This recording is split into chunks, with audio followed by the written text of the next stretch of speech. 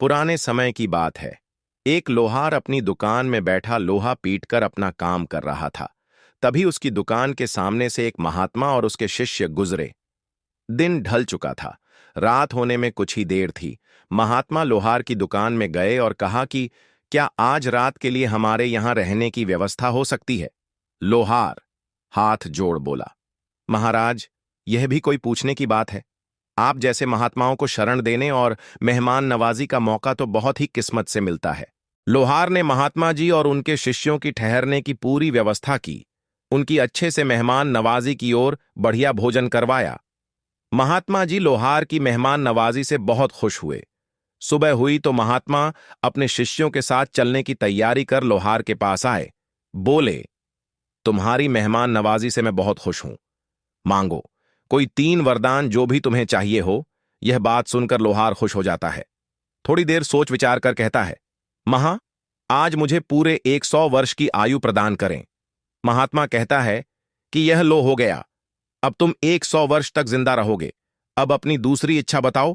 फिर से कुछ देर सोचने के बाद लोहार कहता है कि आप मुझे ऐसा वरदान दीजिए कि मेरे दुकान में कभी काम की कमी ना हो। महात्मा ने लोहार को ऐसा वरदान दे दिया और कहा कि अब से 100 वर्ष तक तुम्हारे दुकान में किसी भी काम की कमी नहीं होगी। महात्मा जी ने कहा कि अपना तीसरा वरदान भी बताओ।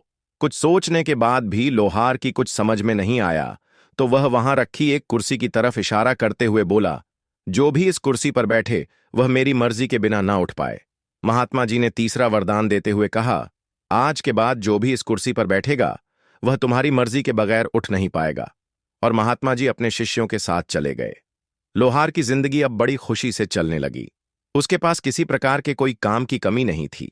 सेहत भी उसकी ज्यों की त्यों थी। वो एकदम हट्टा कट्टा और जवान था। उसके कुछ साथी मर गए तो कुछ बिल्कुल बूढ़े हो चले थे। अब लोहार के भी 100 वर्ष पूरे होने को चले थे। लोहार एक दिन काम में व्यस्त था। तभी यमराज उसकी दुकान पर आया और बोला, चलो, मेरे साथ तुम्हारा वक्त पूरा हुआ। लोहार कुछ सोचते हुए अपनी होशियारी दिखाता है और यमराज से कहता है, महाराज, मुझे बस थोड़ा सा समय दे दीजिए। मैं अपने औजारों को अलग अलग करके रख दूं ताकि वह मेरे बेटों को आसानी से मिल जाए। तब तक आप कृपया करके उस कुर्सी पर बैठ जाएं।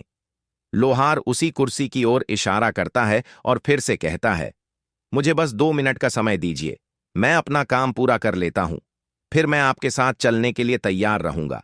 जैसे ही यमराज जी उस कुर्सी पर बैठते हैं, लोहार खुशी से झूम उठता है और जोरों से हंसने लगता है और कहता है, जो इस कुर्सी पर बैठ जाता है वह मेरी मर्जी के बगैर नहीं उठ सकता। मुझे महात्मा जी द्वारा वरदान प्राप्त है।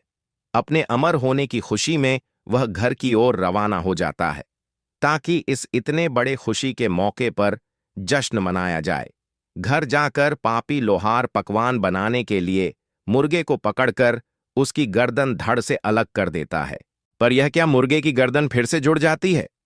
जब बार बार यही कर्म होता है तो सोचा, यह मुर्गा ही खराब है।